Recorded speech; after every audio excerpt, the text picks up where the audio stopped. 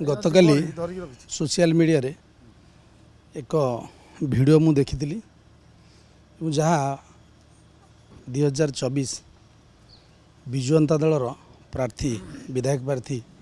रघुनाथ सागर एक मीडिया रे वार्तालाप मु देखी जहाँ मु देखिली ये संपूर्ण निंदनीय दलर जोटी समीक्षा चली से समय रे दलर पूर्वतन सांगठनिक संपादक वर्तमान राज्यसभा सांसद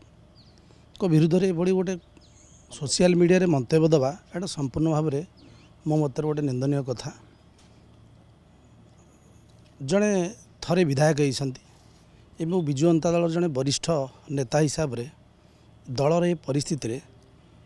समस्त को नहीं चलवा अपेक्षा चिलिका रे गोटे विजु जनता दलर गोटे प्रथम थर पर विरोधी भाषा आरंभ करवा मो मत कहीं ठीक नुह। तेणु मु अनुरोध करुँची से निजर वक्तव्य को फेरा नियंतु एवं निजे निजे अनुताप करंतु। आमे माननीय पूर्वतन मुख्यमंत्री और पार्टी मुख्य नवीन पट्टनायक भी अनुरोध करुचु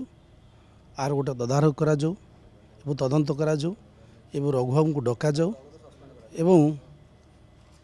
दलर नीति नियम अनुसार जहाँ तांकु एक्शन लिया जाए